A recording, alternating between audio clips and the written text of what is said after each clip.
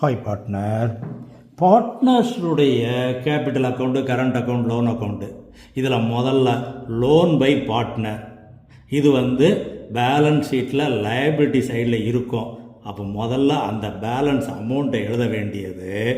இதை partner எடுத்துக்கிட்டார்னா partner capital account கொண்டு போக வேண்டியது. இல்லை அப்படின்னு சொன்னால் அவருக்கு கேஷ் கொடுத்து கணக்கு முடிஞ்சாதான் எழுதணும், ஒன்றுமே இன்ஃபர்மேஷன் இல்லைனா. அதே இது லோன் டு பார்ட்னர், இது அசட் சைடில் இருக்கும். அப்போது டெபிட் பேலன்ஸை எழுத வேண்டியது. இதையும் பார்ட்னரு நான் எடுத்துக்கிடுறேன் அப்படின்னா பார்ட்னர் எடுத்துக்கணும், இல்லைனா கேஷ் ரிசீவ் பண்ணால் காட்டிடணும். ஒன்றுமே இதை பற்றி சொல்லலைன்னா பார்ட்னர்ஸ் கேபிட்டல் அக்கௌண்ட்டுக்கு ட்ரான்ஸ்ஃபர் பண்ணி முடிச்சிட வேண்டியதை. இது ரெண்டுக்குள்ள வித்தியாசத்தை பார்த்துக்கோ. கரண்ட் அக்கௌண்ட்டை பொறுத்தளவில் கிரெடிட் பேலன்ஸ் இருக்கலாம், டெபிட் பேலன்ஸ் இருக்கலாம். அதை அப்படியே பார்ட்னர்ஸ் கேபிட்டல் அக்கௌண்ட்டுக்கு ட்ரான்ஸ்ஃபர் பண்ணிட வேண்டியதான். அடுத்து முக்கியமானது பார்ட்னர்ஸ் கேபிட்டல் அக்கௌண்ட். இது கேபிட்டல் அக்கௌண்ட் எவ்வளோ பேலன்ஸ் இருக்கோ அந்த பேலன்ஸ் அமௌண்ட்டை முதல்ல எழுத வேண்டியது. கரண்ட் அக்கௌண்ட் பேலன்ஸ் இருந்துச்சுன்னா அதையும் இங்கே எழுதிட வேண்டியது.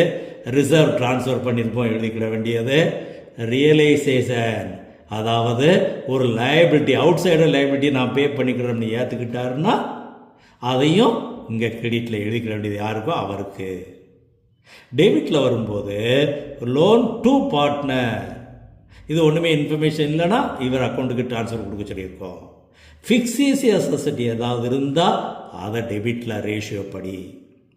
ஒரு பார்ட்னர் அசட்டை ஏதாவது எடுத்துக்கிட்டாருன்னா அவர் அக்கௌண்ட்டில் டெபிட்டு, ரியலைசேஷன் எழுத வேண்டியது. அடுத்து ரியலைசேஷனில் ப்ராஃபிட் வருதா லாஸ் வருதா, ப்ராஃபிட் வந்தால் கிரெடிட் சைடில் அந்த ரேஷியோ படி எழுத வேண்டியது. லாஸ் வந்தால் டெபிட் சைடில் ரேஷியோ படி எழுத வேண்டியது.